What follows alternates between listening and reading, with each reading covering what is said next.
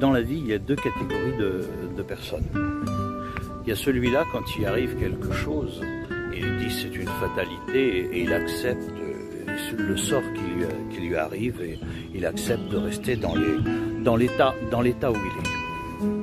Et vous avez la deuxième personne, celle-ci, quand il lui arrive quelque chose, il n'accepte pas, il ne veut pas rester dans son état, et il veut s'en sortir.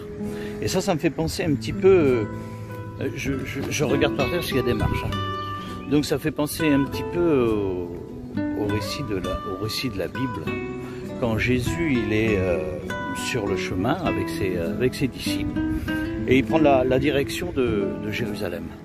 Et là, il est en train de discuter avec ses disciples, il est en train de les enseigner du royaume. Et ses disciples, comme un petit enfant, chacun à leur tour, lui posent des questions que Jésus répond avec une grande facilité. Et puis, ils ne comprennent pas toujours. Parce qu'il y a la complexité, et là, ils n'ont encore pas compris tout ce qui allait se passer. Et là, Jésus, il est surnommé le Nazaréen. Et puis, ça fait déjà quelque temps qu'il passe dans les villes et les villages, qu'il apporte la parole, qu'il prêche sur le royaume. Donc, il est connu, il a une renommée. Et les gens l'accompagnent sur le bord du chemin parce qu'ils veulent écouter son enseignement qu'il leur apporte. Et il y a une réjouissance avec toutes ces personnes qui marchent hâtivement. Et là, il arrive dans une petite ville qui s'appelle Jéricho. Et là, les gens de Jéricho l'attendent. Une multitude de personnes sont là, marchent avec lui, parce que lui traverse simplement la ville. Et ils sont avec lui et profitent de son enseignement. Et quand il traverse la ville, au bout de la ville, sur le bord du chemin, il y a une personne. Cette personne, elle est aveugle. Elle est mendiante. Il s'appelle Bartimée. Et cet homme, il a écouté parler de la renommée de Jésus. Et lui aussi veut profiter de la guérison. Et là, il crie « Ô Jésus, ô fils de David ». Et les gens venant vers lui, il dit « Laisse-le tranquille, tais-toi, tu n'as rien à dire ». C'est un homme sans aucun intérêt. On a bien compris, c'est un mendiant, en plus aveugle. Qu'est-ce que c'est qui vient déranger le maître? Mais lui, il ne se laisse pas faire. Il ne se laisse pas faire. Lui, il veut prendre la guérison. Il sait que Jésus peut guérir.